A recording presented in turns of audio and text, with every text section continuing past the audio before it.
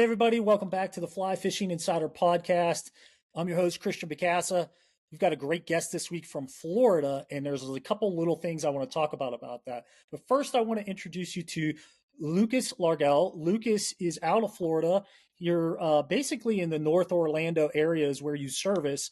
But on today's show, we're going to talk about some other things. So before we do that, from a fishing standpoint, Lucas, gosh, you've been fishing almost your entire life. You started out like most of us with conventional stuff.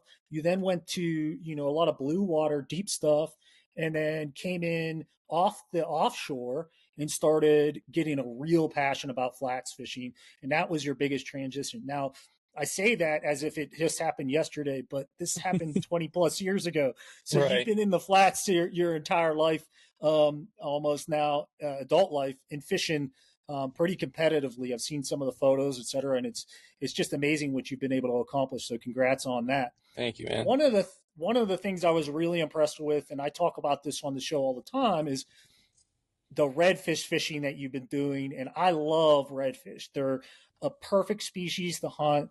You can see them. A lot of times they're in murky water, so you can get a little closer. They're ferocious on their eat. And then if you put it in a garbage can and, get a decent presentation, man, you're going to get one to at least suck that thing in. So we're going to talk about that a little bit. Now, today's show, the first subject we're going to talk about is redfish, but we're going to do redfish fishing in Florida on the East Coast and the West Coast, because there's differences between those areas and types of fish and bait, et cetera. So I want to get you guys set up to learn about that. Lucas, you are obviously our expert in that because you're one of the very few that actually guides around that whole loop. The last part of the show, we're going to dive in a tip that you started to discuss with me, and I love this tip, but it's about how to feed a fish and some of the key components on feeding that fish in saltwater. So, Lucas, again, great to have you on the show. We're excited to have your expertise. And I'm just going to pass the mic to you here. If you can give us just a little bit of background on yourself, and we'll go from there. Thank you, man. And thank you for having me, by the way. Happy to be here. And yeah, for sure. Discuss all this stuff with you. So, fish my whole life, cut my, like I told you before, very stereotypical, fish my whole life, and cut my teeth in bass fishing with my dad, who ran tournaments, when I was younger. And, growing up, everyone in my family fished. So we had houses on Big Pine. My uncle had a house on Cujo Key. My grandparents on my mom's side had a house in Key Largo. So I spent a lot of time down there in the Keys when I was younger. And most of them were into offshore. They wanted to go grouper, tuna fishing, sail fishing. My dad was giant into grouper fishing out of Crystal River. So, we would go do that, run 20 something miles out and lug these big grouper off. But when I was younger, they were fill your Kohler and break your back. Oh man. I remember as a kid, and back then grouper was 5 per person. I think it's 2 now per person, but back then it was 5. So if you had 3 people on your boat, you had 15 grouper over 30 inches. And we'd set up on these rock piles and you would just drop something down or run a plug across them, and just hold on, man. Mm-hmm. Grouper are an incredible fish because a 36-inch grouper compared to a 36-inch redfish are just 2 totally different worlds. And that was fun.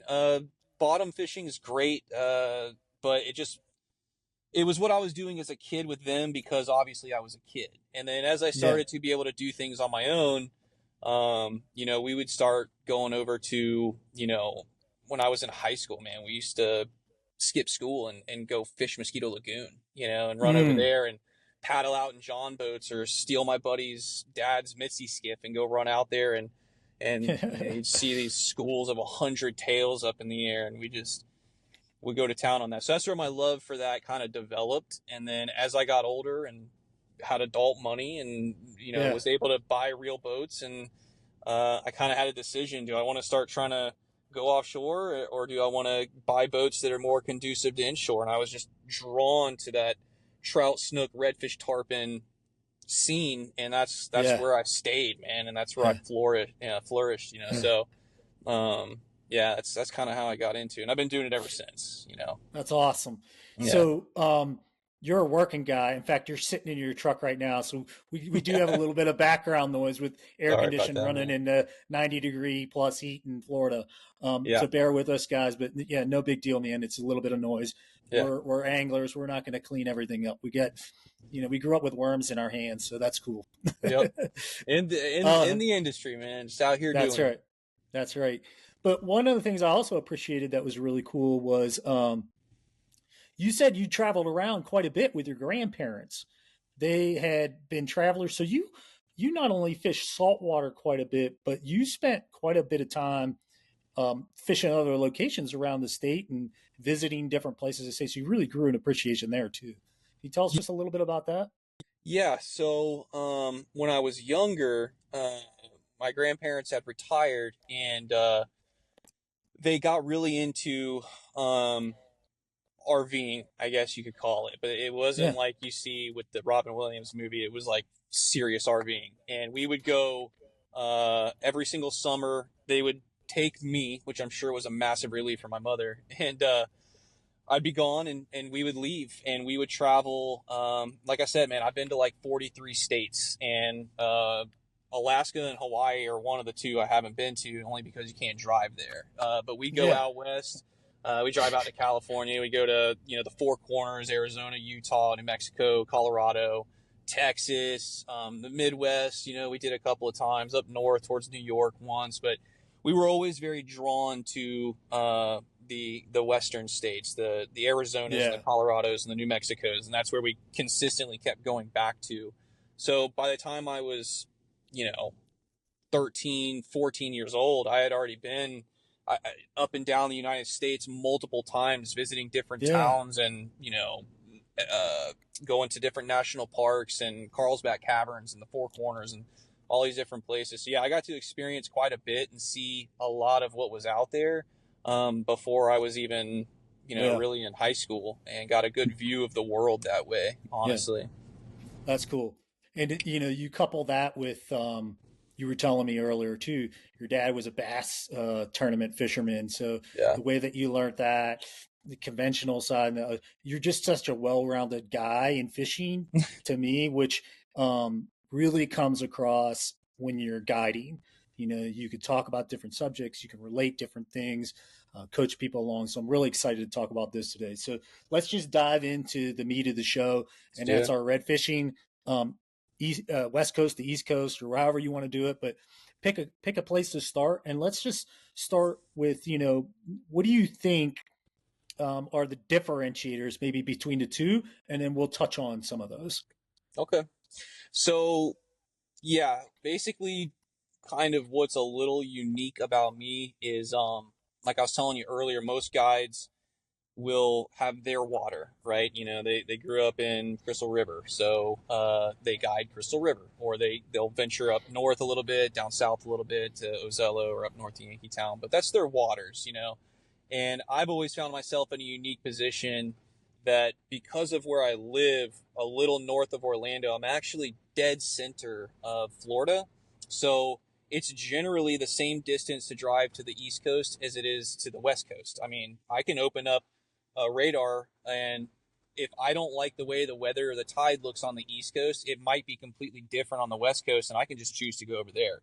And not Yeah, some guys don't have that option. They open up and it's a hard north wind and possible thunderstorms all day long. That's what you're given. yeah, And yeah, yeah, but when you have clients, clients can be East or West Coast dependent too, so that'll hinder you. But for myself, being able to learn, I've had that option to be able to go everywhere. And yeah. if I was going to dive into uh, what it's like fishing for redfish, I'd probably start where it's the hardest, and we'll talk about that, and then we can move over to some of the easier Graceland Okay, places. yeah. Let's Um, do that. yeah, So jump into what's the hardest, and then describe. Let's describe why, right, yeah, and set people up for success. yeah. So typically, any area that's going to be the hardest place to redfish is going to be generally because of pressure. You got everybody in the world knows about Mosquito Lagoon, obviously. So Mm-hmm. there was a moment, Mosquito Lagoon had its heyday where it was considered the holy grail of red fishing. Like, people, that was like the legendary place. You'd fly back home to wherever you were in the northern states, and dude, I fished in Mosquito Lagoon, man. People are like, oh my God, are you serious? That place exists, And Yeah. it was great. And because of that, word got out, pressure got out, and Mosquito Lagoon and surrounding areas became an incredibly pressured place to fish. So Yeah. uh, you get these redfish that have seen every fly in the world. They've seen every lure in the world. They've seen every skiff in the world. They probably know more skiff names than you do, Yeah. you know? Right. Right. And they become very well educated over there. That's what we call them. They're very educated fish. And with that, it becomes different techniques and different ways to fish them. And it's kind of cool, though, because you can hold yourself to a little bit of a higher regard if you can catch a redfish in this area as opposed to catching a redfish in another area. That's so So, interesting. Yeah. yeah. Yeah. Um, so over on the East Coast, you basically have the entire, Indian River Lagoon system. You have Mosquito Lagoon, and then everything runs all the way down almost to Stewart. I want to say the entire. I think it's the biggest estuary in North America. It's like 158 miles long, and Okay. people can correct me if I'm wrong, but I'm almost positive it's around there. And within that 158-mile stretch is where I do a lot of my fishing. And Okay. there's it's not always hard. The red fishing is fun, and as you've seen, we've have an absolute blast doing it. But there are times and places where you will come into an area that has been pressured, or the wind's been conducive to that shoreline, and it's been fished heavily for the last 5 days before you got there. And these fish have they've gotten their PhD in flies for the last 5 days. And then Yeah. now here you are, it's your turn, and you lay the fly out, strip, fish sees it, and just does a full 180, and he's Yeah. gone. And Yeah. that's a heavily pressured area. Yeah. And you really hit it right too. You named like, oh, they've seen the skiffs, they've seen the flies. I think there's a knowledge base on that, right? Or a weariness on that. But you touched on it, but didn't exactly pull it out. And that is, it's just the pressure. Like, you don't know if somebody's been there hammering them the day before or 2 hours ahead of you or whatever it might Yeah. be. And that's big on pressured water, right? I mean, Mm-hmm. it's like there's just this wariness. And I think in saltwater in particular, where the clarity is so high and Mm-hmm. they use a lot of the same kind of feeding zones and things like that, where that pressure is just like, okay, I'm just going to back off and lay low. There's food everywhere here for me. Let me Yeah. just go get it somewhere else. Mm-hmm. So really cool. So what's next on the agenda? So you described the high pressure areas. Where do we dive next? So yeah, those are the high pressure areas. And again, like I said, I have plenty of places that if you can come there and catch a redfish, you deserve a badge, Yeah. because they can be, and we joke about it all the time because some of these redfish that we fish are harder than what you would consider a bonefish. Everybody always thinks a bonefish is like the gray ghost and really hard to catch, but I have fished lots of bonefish, and I can tell you that sometimes these redfish can be more difficult to catch than a Mm-hmm. bonefish. So you Yeah. can hold yourself. But on the flip side of that coin, there are some areas around here where there's zero pressure. These fish are willing and able to eat a fly. We call them honest fish. So you'll come across a lot of really honest fish. And what I mean by Mm-hmm. that is an honest fish is a fish that is in its natural habitat. You present to that fish your interpretation of what its food source should be. You present to that fish that food source in the way that you think it would act, and then that fish in turn rewards you by eating that fly, right? So Yeah. that's an Yeah. honest fish. Yeah. I And love that description. I mean, it really is perfect, right? yeah, They're honestly going to eat it because it's like, I honestly believe it is because you did it the right way, right. right? And what sucks is you get unhonest fish. You get a fish that you presented the fly correctly. It looks Hey. right. The colors are right. The silhouette is right. The movement is right. The scenario is right, and the fish doesn't eat it. Yeah. You're like, Just dude, I got guys all the time that turn around. What did I? Heisman. Yeah. What did I Right. do? What did I do wrong? And I'm like, you did nothing wrong, brother. You did nothing wrong.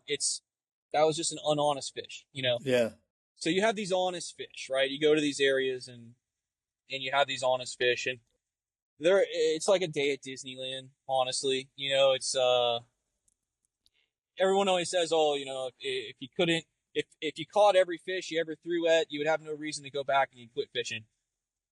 Be that as it may, it is nice every once in a while to take a Oh vacation yeah. and go fish some incredibly Right. dumb fish, man, and just Yeah, have like a yeah. waylay day on them. So, Yeah. uh, I have plenty of those areas divided up amongst the East and West Coast, but there's Okay. some places over on the West Coast that I do have just some consistently honest fish, and it is some of the greatest red fishing. You know, it's almost like you would want to take somebody there who's not that great at fishing just so they could catch a bunch of fish and feel good about Yeah. themselves. But on the flip side of that coin, you don't want to take someone there and kind of ruin them because then they never really get to see what it takes to feed a fish. You know, you get a guy that Right. and I'm talking, we have some fish that you can have your fly in your hand, right? You're in ready position and you see a fish, he's down by your feet. He's 5 foot, you know, at 3 o'clock. And And sometimes that's the hardest cast. dude, And you it's know, very, very common with redfish that yes. throw your fly to them or flip it out to them, but hold back because your leader's too long or whatever it might be, or high stick it. I Yep. mean, those are like when you're saltwater fishing, those are often the last things you think you're going to do. But in redfish, it's often 50% of the time You got to or be ready more. for that 15-foot shot at any given time. And that's so a lot of people come down here and you need to be able to cast a full fly line. You know, if you can't cast a full fly line, if you can't cast 70 feet, you're not going to be able to do it. Dude, there's a lot of situations where you need to be able to cast 5 feet of your line out of your last Mm-hmm. eye with 9 foot of leader because you got Yeah. a redfish at your feet and he doesn't know you're there. And Right. those are the hardest shots. I got guys that can cast 70 feet uh, accurately and, you know, put it inside of a hula hoop at 70, 80 feet. But you put a redfish 15 feet off the side of the boat, they're, you know, Yeah. It's waving it like, what's going around, on? hitting What's themselves in the going face. on? They don't know how to do it, you know, and those are the ones that are tough. And that's why you need to make sure a person can fish difficult to hard redfish. You can't always take everybody to the promised lands, and Mm-hmm. they're Mm-hmm. never going to learn anything. Like I was about to say, we have some redfish. They could be right at your feet. You take your fly in your hand, you're in ready position to where you would normally throw the fly out and start false casting. No, you take that fly and you throw it at the water, and that Right. fish comes You up and eats it. You know, cast the fly with your hand. yeah, you throw it at his Yeah. face, Yeah. Right. Right. and he Right. will eat it. Yeah. But on the flip side, those places are incredibly fun. Yeah. So with that being said, you get a wide variety of areas to fish and different ways to fish for the same fish. You know, they're all And, redfish, but yeah. they're all need to be fished differently, which is unique. So I want to back up a couple on this because I think this is pretty neat. Um, First of all, the casting thing. A lot of people that, especially, are moving from trout to salt, they get worried about, can I cast a full line on a 8 weight or a 10 weight? And the reality is, you can if you just practice a little ahead. The way I always try to relate it to people is, if you were going to go to on a golf course and you didn't swing at some balls first, what was your expectation? Doing Have yourself a this disservice. right. Have the same expectation with fly fishing. The second is there's like a few little things you can do, especially really ripping your double haul into your backswing Yeah, yeah, and then forward. A lot of people are very good at double hauling, but they really only double haul, they really only single haul, and that's yeah, forward. yeah. So learning how to release line in your backswing is really going to help you.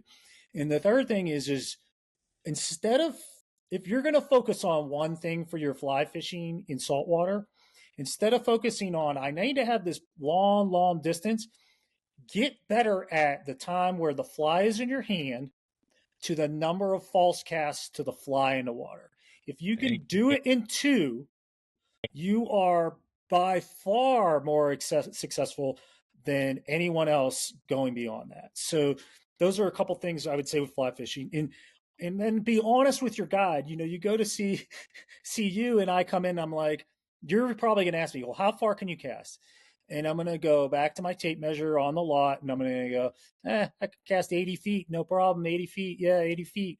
And I'm going to Well, deduct that's 40 from that. 80, right? That's 80 feet, probably in the sun, probably with not any water and with no pressure. So you got to deduct 30, 40 feet from that. And then I'm going to jump one more thing because I'm on a pedestal here. The last thing is, doing good, man. when you cast, carry your fly and your fly line in your hand at the same distance every time. And that way you know the amount of distance you're going to have. And do quick math. If your rod is 9 feet long and you're down to your reel with your fly, you probably have a little bit of a loop in it and you have 10 feet of line in. So just do the simple math. 30 feet is going to be 3 of that. 60 feet is going to be 6 of that. Yep. Et cetera, et cetera. Okay. And that's really it. That's it. I could go on forever, but that's it. No, one more tip, and that is when you go to the park, do yourself a really simple favor. Or go to Home Depot, get a free piece of PVC that's like 4 feet long. Put it at your feet so it's perpendicular to you, and then either run hula hoops or strings or a tape measure off of that, but run them at 1 o'clock, run them at 10 o'clock, and run them at 2 o'clock. Now you can visualize your clock on the boat because the clock is never going to change. Clock is never going to change because when Lucas is up there and go, you got to be at 3 o'clock, 3 o'clock, 3 o'clock. Okay, he's going to 2 o'clock. He's going to 2 o'clock. He's going to 2 o'clock. 15 more feet out. 15. Okay, a little more to your left. A little more to your left. You got to be able to respond to that. Pick it up and cast it. There's your tip of the day from me. It saved my life on saltwater trips because you spend a lot of money, you're excited, you spend a lot of time, and the little bit of preparation on that. I mean, literally 1 day or 2 days is way more than nothing. Oh yeah. If you could do 5 days, like, oh my God, you're a rock star. Yeah, and I'll add just a tad bit to what you were saying. And for one, the oak clocks. One thing I've learned that kind of helps, not with clients, but just anybody that I'm fishing with, it's very easy to get your oak clocks mixed up. So if I say 3 o'clock, for some reason, a lot of times you register 9 o'clock. So typically what I'll do is if I have a fish, I'll usually get you going in the right direction. So instead of saying 3 o'clock and then you look left for some reason, I'll usually start off by saying, okay, right side. All right, so that gets your head immediately in the area that I want it in. Then I can start giving you o'clock. So I'll say, okay, right side, and then I'll start giving you an o'clock. That way I don't have you looking left at first.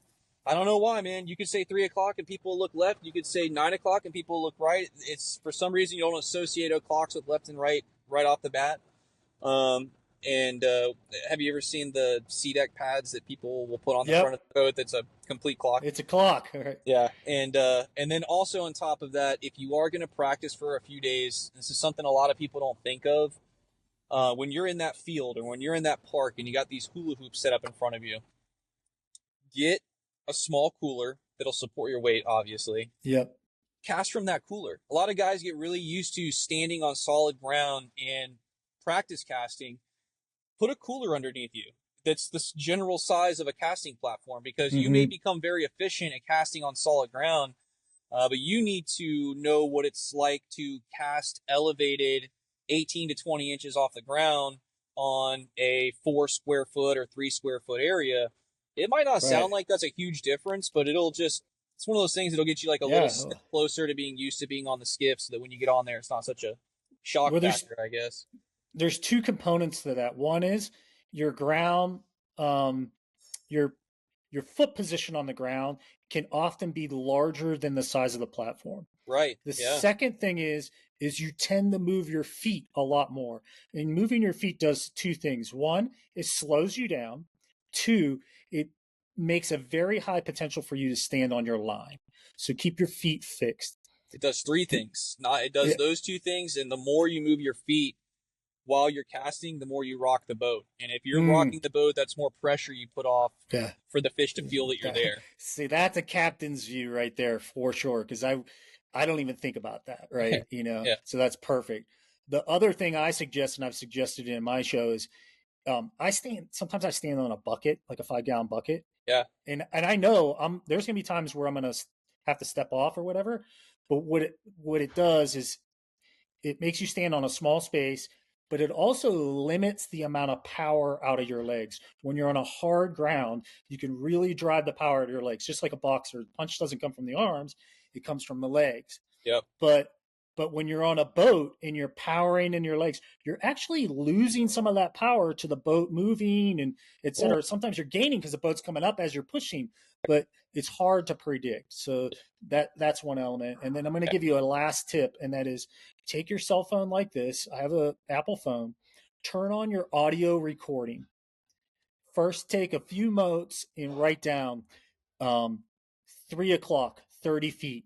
Okay, pick it up fast, cast it to 2 o'clock, but you got to go 40 feet.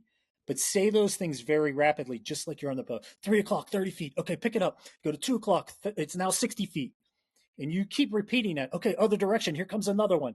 Make some scenarios up like that. Put a pair of headphones yep, in, turn that puppy on, and just cast to it. See how accurate you can get to it, because that's going to help you process, like you said, that clock and those distances, et cetera, and right, go from yeah, there. So yeah. we're Lucas and I are done. You guys are trained. Go get some fish. No, Everybody's gonna be here for a but fun. that's a start. That's Yeah, a start. So the other thing I wanted to talk about that you mentioned was really cool is you were saying, yeah, well, I have some of those options on the east and some of those options on the west, and you said, yeah, and if you're putting the right bait and you're putting the right movement in front of them, et cetera. So let's talk about that in more detail. Like, what are the differences between baits on east and west, and maybe some of the positions or ways that you approach fish, et cetera.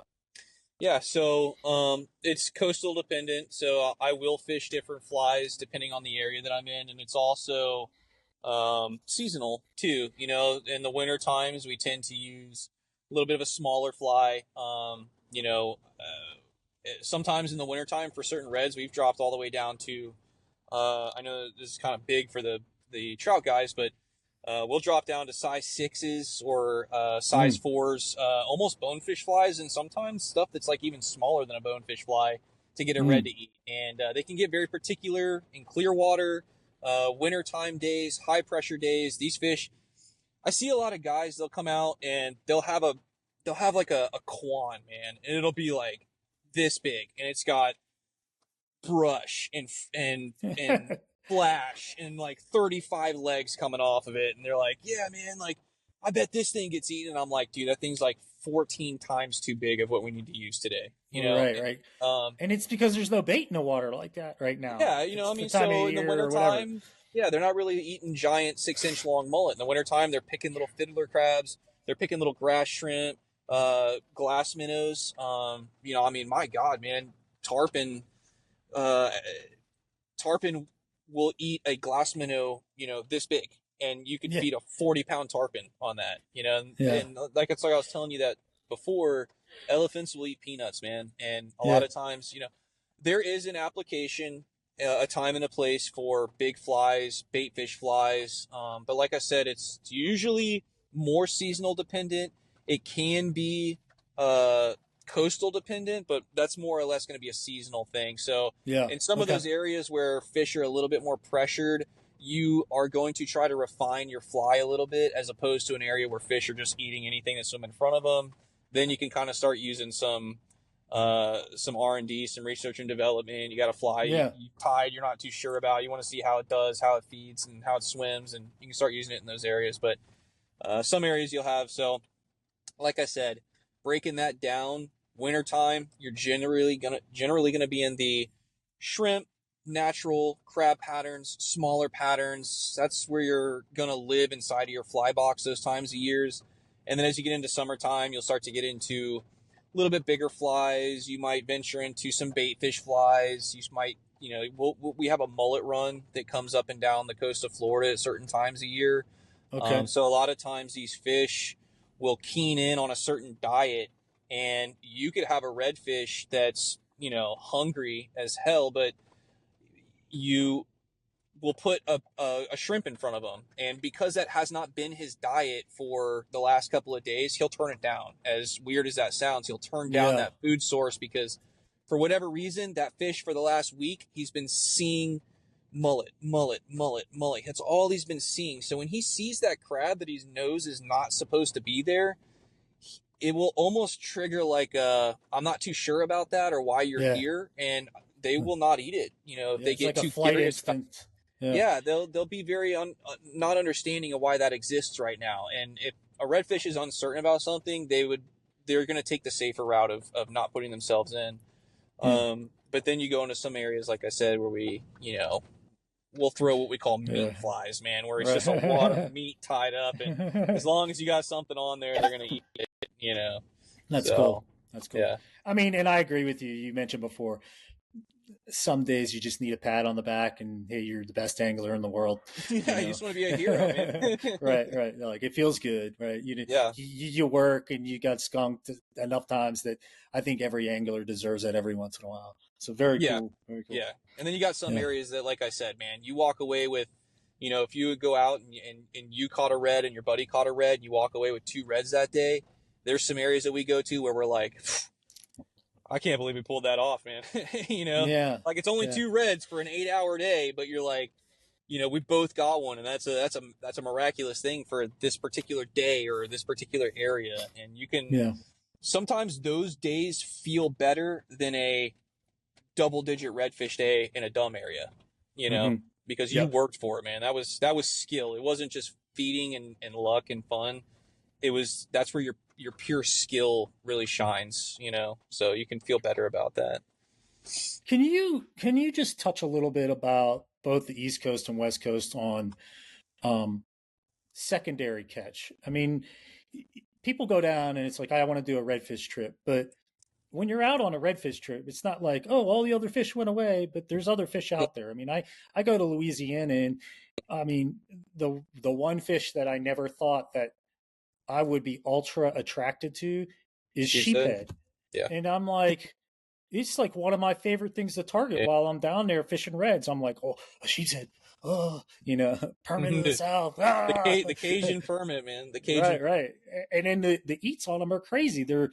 They have like human like molar teeth, and you can't see the eat. Like you can see a gill flare. You can like see it disappear, can't feel it, but then your hook set has to be like from here to kingdom come because their jaws are so hard. There's so many teeth. Like you really got to get them. I mean, that's a tough fish to catch. But if you could talk about the East Coast and West Coast of Florida of like, hey, while we're out, we expect to see probably this, and this, and go from there.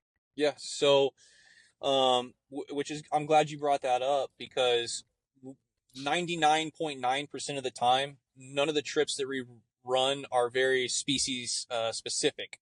So, we don't ever really go out and say we're red fishing today. I don't care if a tarpon, a black drum, a trout, or a snook swims in front of it. We're red fishing. It doesn't really work like that. Yeah. And, so some of the other species that we fish for, obviously, snook, tarpon when the tarpon are around, and we get different kinds of tarpon over here. We get migratory tarpon, so you get the migration, and then we also have a lot of areas that have residential tarpon. So even though the migratories are gone, you'll get a good push of residential tarpon that'll hang around almost into October, and we've caught tarpon all the way up into January, February before. And again, these aren't giant migratories. These are tarpon anywhere from 5 pounds to 30 pounds is generally what's considered a residential tarpon. So you're fishing a lot of areas that are great for tarpon, which is you're fishing like river mouths and estuaries. Like that's like perfect kind of conditions in a lot of ways. Yeah, and that's another funny thing too, man, is depending on where you're at, you could be in an area that has 0 residential tarpon. You could be in an area that has some residential tarpon, but they're a lot harder to locate than in other areas. And then we have other areas that have residential tarpon that don't just hang out in river mouths. They're up and down flats. You can be pulling a flat and you'll see 2 tarpon snook under this mangrove and a redfish comes down the line, and you're like, well, I don't know, which one do you want? Which one are you set up for? You know? Right. And that's another thing too is it never seems to fail. It never seems to fail. You could be seeing a ton of snook, right? And you got a redfish fly on with 12-pound or 20-pound bite tippet, and you're seeing tons of snook, and you're like, I don't want to lose this fly. Or you'll feed one and break them off. You're like, all right, we need to tie on a piece of 30 shock for this. Right. And then as soon as you tie that 30 on and you put a snook fly on, all you're going to see is redfish. And you'll be like, all we're seeing is redfish, man. You'll roll that one up and you'll grab your redfish rod, and dude, it never fails. Some days it just goes back and forth. A lot of times, depending if someone's good enough, you can have a snook set up ready to go behind you, like all stripped out, put away, so your fly line's not going to catch on it. And if we see one far enough, you can sometimes have enough time to put your redfish rig down, grab your snook rod, and cast him. That's probably the most efficient way to do it. But do you usually run 2 rod types? Do you usually run like an 8 and a 10, or I mean, I fish primarily redfish in Louisiana, and a lot of times we're fishing 2 rods for redfish, an 8 and a 10.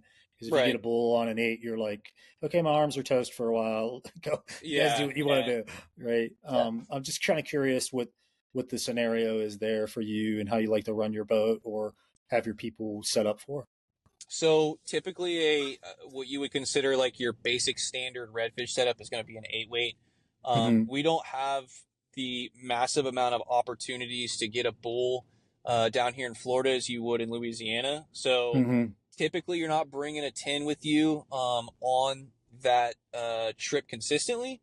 Now, if I got a guy who can't really cast a whole lot, or he's an older gentleman and I can't have him horsing a redfish for 35 minutes trying to get it into the boat, and he wants to fish a 10 and he feels comfortable with a 10, fine. But I will have to let that person know, like, it's a big rod, it's a bigger line, it's, you're going to smack the water tire harder, faster, your arm's going to be tired, but usually, so me personally, if I'm going out fishing with a friend of mine, I'll usually bring 2 8-weights, and I started doing that because I used to think like, oh, well, what if I broke one of my rods on a red? I would need a backup rod. And you got to think your friend's thinking the same thing. So now you got 4 rods on the boat, and you guys aren't going to shatter 3 8-weights on redfish. If you do that day, then dude, you had a banger. Either a very bad day or a very good day. So really all I need when I go out is 1 8-weight, and if they're bringing an 8-weight, and then sometimes if the winds are right and it's low winds and we know we're going into an area where we're going to have some good shots on reds, I'll bring like a 6 to play around with. But really the 6, you need to be very efficient. You need to be able to cast well, and you need to be able to fight a fish well.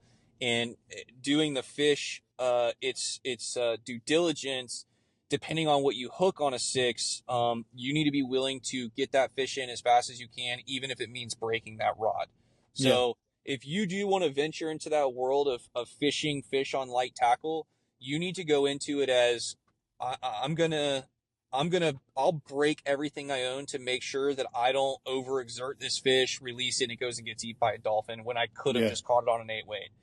So, but with that being said, we can fight fish pretty well with the butt of the rod like you're supposed to. So sometimes we'll bring 6s to play with them, but that 8 is going to be your area of where you want to be. If there's a 10 weight on my boat when you get on, it's more than likely because I have a tarpon in mind somewhere, or I've seen some tarpon somewhere. I was just going to ask that. Yeah. If you have a 10 weight, I would assume it's either a tarpon or a predator rod, lemonfish, big cuda, things like that, where you have a big cuda leader on it, stuff like that. Well, sometimes in the winter, I haven't come across them a whole lot lately, but you get these schools of like massive black drum, man. I'm talking these things are anywhere from 30 to 50 pounds, and you're going to want to be on a 9 or 10 weight when you're fishing those guys, because nobody wants to sit there with a 40-pound black drum on an 8-weight. That's a lead diesel. That's what that thing is right there, lead diesel. Everything from the feed and eat to the getting into the boat. I mean, they eat slower, they look at it slower. Boy, when they eat, it's just like you have a anchor on the end, you know. Oh yeah, and So they cool. most of the time, 99% of them want to stay with the school. So Mm-hmm. you may hook one, and that school will go to leave, but he'll if he's big enough, they're diesel tanks. Yeah. He'll stay with that school, you know, and you're not even on a 9 or 10 weight. You're not stopping him. He's No. pulling you on the boat with the Right. school. You, the boat, the school. You're all going the same direction, you know. Yeah, very So cool. Very cool. yeah. Well, we've covered a lot of fish. I think the next thing we got to do is probably get back to and talk about. Oh man, it's leaving my mind now. This, what's the shark down there? Is it spinner shark? Uh, Well, we do have spinners. Yep, we have yeah. spinners. And if that's the one that you're thinking of, I'm thinking it's that's the one I'm named. thinking. Yeah, so a lot of people spinner fish, and you know, you got a shark out there, and they're very notorious. You may have seen videos of them, but in the surf, usually you'll see them come out and do these giant 45 barrel rolls up in the air, and crash and stuff. So those are all It's different got types of sharks can be fun down here. You got, yeah. you know, bull sharks, bonnet heads, lemon sharks, spinner sharks. You know, so sometimes a It's bonnet head can be a day saver, man. Those things are yeah. brutally It's fast. it's different. I mean, I caught a lemon when I was down there, and I was like, "Whoa, this thing it has some power. It's unbelievable." And Yeah, the fishing of them is different. You know, like a redfish, you can drag a bait across its face. Shark, it don't matter, has to be going away. Hey, yeah, I'm top predator. Top yep, predator. Nothing swims even near me. yeah. Things So don't that's not swim. real. That's not real. Go Yeah, away. You yeah, know, so yeah, very cool. Very cool. Well, yeah. you taught us a lot on the location, but we got a few minutes here to wrap up, and we're going to talk about what we were discussing earlier, and that is your tip of the week. So if you could jump into, you know, setting up the feed and kind of presenting your fly to saltwater fish. I think that's going to help out a lot of people because I think it's not only applicable to saltwater fish, but it can often be applicable to trout, etc. Especially when you see a trout kind of sitting and you're doing a lot of streamer fishing and things like that. So Yeah, yeah. So, yeah. So presenting a fly to a fish, and to me, that right there is the number one factor of what's going to make you successful or not successful. It's not going to be, are your eyes on your fly blue instead of orange, or mm-hmm. did I have one too many spins of deer hair? Is that why he didn't eat? No, it had nothing to do with your fly. It had nothing to do with the color of the eyes. It was your presentation. Mm-hmm. And um, basically, the way that we try to set these fish up in an ideal situation would be, you're going to have a fish and he's going to be coming down the shoreline. And I'm going to say, okay, I got you a fish, man. Here he is. Do you see him? Yes, I see him. Okay. I want you to lead that fish. So you're going to take your fly and you're going to throw it, and you want that fly to land. What did you call it earlier? You said it was on the outside eye, right? Yeah, outside eye, right? So you want your fly to land on his outside eye, the eye that is not facing towards your skiff. You don't want to throw that fly too far to where you not. So now you have fly, 9 foot of leader, and fly line past that fish. You kind of want to find that sweet spot within that 9 feet of where your fly is past him, but your fly line is not. But if you do find yourself in that situation where you have to make corrections, it is beneficial to lead that fish that you know is coming this direction. There are a couple of factors that could change his direction, but you know for the most part he's going to hold that line. So you have no. It doesn't benefit you at all to put that fly 2 feet in front of his face. You want to lead him. Okay, that gives you enough time not only to make sure that your fly is on the bottom, it gives you enough time to make sure that if you did throw too much line, you can kind of strip some back so that you just have nothing but clear fluorocarbon in front of him.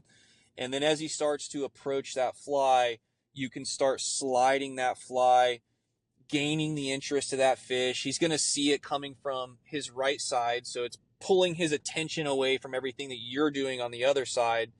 You know, one of the worst things you could ever do is have a fly coming at you with a fish chasing it, because what's directly behind that fly? You in a You, boat, right. so you want to keep his attention out in front of him or off to the right of him, or, off to the left of him if he's coming from the left side. And then just read that fish's body language. Match that fish's energy. If you have a fish that's like seriously busting stuff coming down the shoreline, and he's what I call like a death squad fish. Sometimes you'll see these fish that they're just a death squad, dude. They're coming down the shoreline. They're reckless. They're about the ruckus, and they're hitting shrimp, hitting mullet, whacking stuff with their tail. They're just, okay, he's crazy, man. Match his energy. Get that bait moving. That if that was a real bait, he would know that fish is coming, and he's going to be petrified of what he's seeing. Okay, so he's going to be freaking out. That's what your fly needs to do. If you have a redfish that's coming down the line and he's very methodical, slow, he's looking, he's calculating everything that he's seeing in front of him, match that energy. Have a bait that's kind of, side-eyeing, maybe slowly trying to move away without being seen. Stopping and pausing. Yeah. That fish is going to see that because he is evaluating his surroundings. He's going to notice that. So if you have a fish that's very methodical and smart, and you're going buck crazy, moving a strip and a bait, he's going to be like, whoa. He might come eat it, but settle down. Yeah. He might run over and eat it, but for the most part, you don't need to go nuts with that. That is an absolutely awesome perspective to think about. I've never really thought about that in that manner, but you're absolutely right. Like, I love the way you describe certain things. Man. You got some great color, like Death Squad, the Honest Fish, but you're absolutely right. If someone is like firing down the lane, like, you want to be the bait on run, like, oh my gosh, here he comes. Yeah. But if he's like cruising around, you're doing the like, well, maybe if I just lay here a little bit, he won't notice me. Yeah, little slides, exactly.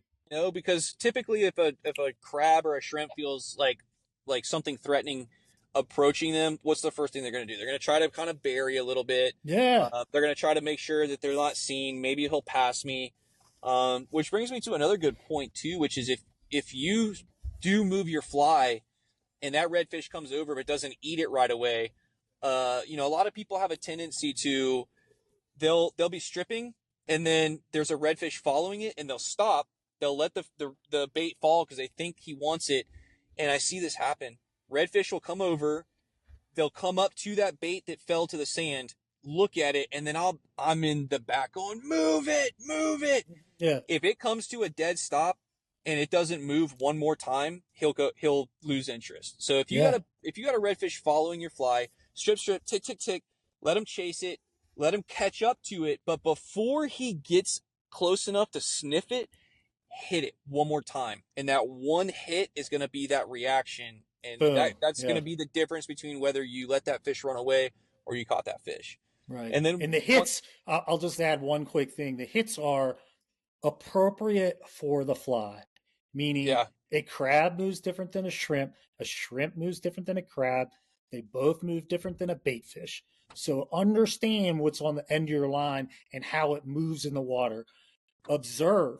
Geez, a crab does not swim constantly for hours, and it doesn't go really fast. Yeah. It slowly crawls along and it stops, and it slowly comes along. Now, shrimp is tick, tick, tick, tick, tick, tick, tick, tick, tick, may stop. Tick, tick, tick, tick, tick. So understanding that is going to just make your presentation that much better when you're on the move and you have a looking scenario. Yeah, watch a Disney movie and go look and see how a crab is portrayed in an animated movie, or how a shrimp is, and pretend you are that animal, and how would you react if something 4 times your size was trying to, So once that fish does eat that fly, it is incredibly important that you do not trout set that fish. Yep. It is imperative that you do not trout set that fish. And, we have all kinds of different ways of trying to deter. Set that up. Yeah, of course, one of the very first things is, here's my fire extinguisher, here's my first aid kit. please don't trout set this fish. It's like part of the speech, you know? And then, of course they will, and that's Yep. okay. And, I mean, dude, if you've grown up trout fishing your whole life and for the last 25 Yeah. years, this is all you know, Yeah. it's going to be hard. It's like But going from diapers to a potty as a kid, man. yeah, It's you know, you've been it's, peeing it's your pants your whole life. Wait, a you want to different pee in a world. bucket? Yeah, this is Right. difficult, man. Why don't I just do what Right. I always know? Why won't Yeah. that Yeah. work? You know, Right. because you can't But pee on your pants at Walmart. it does go back to our conversation earlier on practice. When you're practicing, make your cast in your mind. I got a crab on the end. Strip like you would strip a crab. Okay, set. Don't lift your rod and recast, but set. Do a strip set. Okay, now lift your rod and do your cast. Yeah, But it's just another element that you can add to your practice. It's not no different, right? It's muscle memory, muscle memory. etc. And if you could do a little bit of that ahead of time and remind yourself, right? Yeah. I'm casting the So beginning of the day. I got a strip set. I got a strip set. I got a strip set. yeah, And and I then got a couple of little, skirmishes people can run also in their practicing that can help with that. One of them is get your son, if you got honestly, little kids are the best, man. If you got mm-hmm. kids that are anywhere from 1 to 5 years old, you tie a piece of yarn on the end of your fly line, you throw it out there, and you tell your kid if he can catch it, you'll give him an M&M or whatever. Mm. And what you do is you strip it in, and as soon as he catches up to it and grabs it, that's when you practice. You're not going to hurt him with a piece of yarn, Yeah. but that's when you practice that strip set. Rod tip down, rod tip in the water, strip set. If you don't have kids, use your girlfriend or wife. What I will have some people do is she's out there holding the line. You close your eyes, and she's not going to give you any warning, but you're stripping. You're stripping like you're pulling your bait in, and she'll randomly come tight to that line, go into your Ah, strip set. Okay. yeah. And then the third one, which a buddy of Have her mine, wear a glove. Have and her have wear her a wear glove so gloves. Yeah, you man. don't burn her Yeah. hand with Don't burn her the hands, dude. yeah with the mono. Yeah. And the third one is, and I got a guy that I'm doing some practice casting with, and try to get him into some of those practices with strip sets, and he goes, and he duck hunts, so he's got a bird dog, Hmm. and dude, he tied like some heavy yarn on the end of his fly line, and he would have his dog chase it, and when the Yeah. dog would catch it, he strip set it, and so all those different kinds of scenarios, to kind of like the same thing you said with getting some audio set up on your phone to shout out some different scenarios Yep. to you. It's almost the same thing. Give yourself a couple of scenarios to where you have to strip set, and then you know go into that and make it so that you have to do that. And Yeah. really the best way on the water that you are going to be able to stop yourself from lifting that rod tip is when you have your fly and it's in front of a redfish. Keep your rod tip in the water. Mm-hmm. Point down at the sand. Put that last eye in the water. And for whatever reason, that rod tip being in the water just seems to help people not want to lift it when a fish eats. Mm-hmm. But beyond that, it's if someone It could happens. find that magic of how to stop someone from trout setting, you'd be a millionaire, dude. Right. We need So that's just the Trout Set pixie dust or something yeah, or a like that. pill you take that morning and you don't Right. trout set for the next 24 hours, man, you'd The be a millionaire. blue or the red. Yeah, right. Yeah. Yeah. Well, Lucas, man, you are just a wealth of knowledge. It's been great having you on the show. The never-ending vocabulary was absolutely fantastic in description. I I like my do want to analogy. touch on. I want to touch on one thing before we go because you had kind of mentioned it earlier, and I think it's really important. And that was um, when you were talking about the fishing for redfish and the site, like where to position your fly. I just want to summarize really quick because I think this is so important. I'm going to summarize and I want you to just walk through it and maybe add a little color or even tell me, Christian, it's not really how I think about it. I want to think about it this way. But when you're fishing for for fish in general, you don't cast to the fish. You need to cast in anticipation of where the fish is going to be. Now, that's a make believe scenario. A fish can always change direction. So you're going to use your odds. odds are the fish is going to be here. So there's a couple like simple mental calculations you need to do is how fast is the fish moving? What are they like you said, what is their personality? Where are they going to be in coordination with my cast, but not where my cast is, but where my fly is, because that's different. My fly's hopefully going to overextend them, but my fly also has to sink to their eating level. And so those are the things I think about when I'm casting. And I'm curious to hear from you. Is that the right way? I guess the last thing I would say is you want your fly to land in the non-sight zone and have a sacrificial movement or drift. And when that drift is beyond sacrificial, it's now in the sight and feeding zone.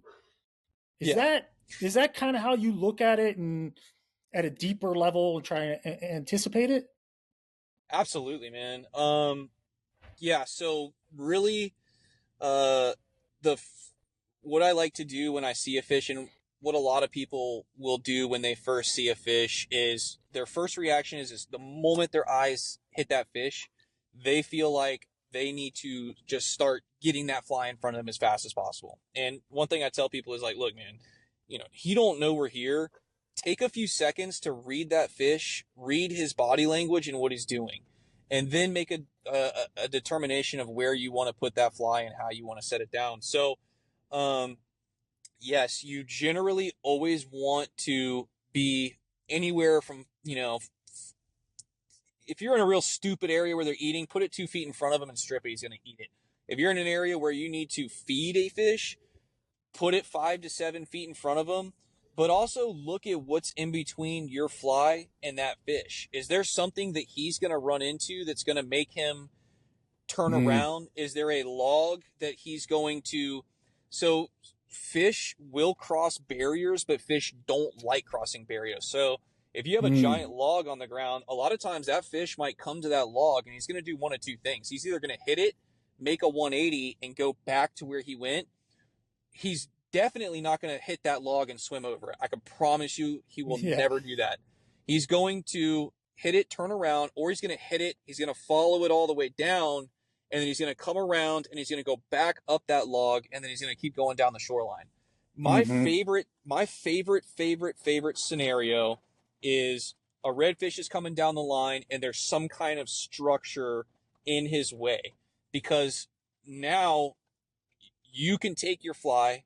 We'll use a log, for instance. Let's say there's a Yeah. big palm log on the ground and there's a red coming. You're not going to try to get to that red before he gets to that log. You're going to use that log to your advantage. So you're going to put your fly on the other side of that log and you're going to wait. Okay? That red is going to hit that log. He's going to come down. He's going to come around. And as he comes around that log, oh my God, there's a surprise shrimp on the other side, and you start moving it and he goes and eats it. Yeah. If you take that log out of the scenario, you want to do the same thing without the obstruction in the way. So you got the Right. red coming, you want to pretend like you can do whatever you want over here before the red can see it, which would be the log. But instead of the log, Yep. you're just going to use distance as your barrier, so you Okay. get your fly to where it needs to go. And then get it set up, make sure it sinks.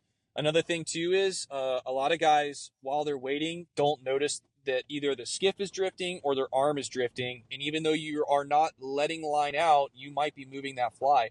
Or if your skiff is drifting, if the guy that's, I always tell people all the time, if we see a redfish and he's close, I would rather you run that redfish over than to put that pole down and touch that sand to stop the boat, because that's going to scare him. As soon as that pole touches the sand, you're going to scare the fish. So I would rather, if I see a fish and he's close, I'll tell the person behind me, don't pull. And what that means is don't move. Don't put that push pole in the water. Don't move. Don't breathe. Just sit there in suspended animation for 10 seconds and let me see if I can make this scenario work. If it didn't work, fine. At least I knew it didn't work from an outside source, So if you got a fly out and you're waiting, if this fish is taking a little while to get there, your guide might not be putting his pole in the water to not spook this fish. So you might actually need to be feeding line slowly out of your guides to make sure that your fly is not moving as you're slowly drifting. So that's something you need to watch out for as well. And set yourself up, man. And so it's super important to lead these fish and to get your stuff where it needs to be, so that you can a presentation, man. 90% of feeding these fish is presentation. Fly tying and fly selection, all that stuff really comes secondary to me. So.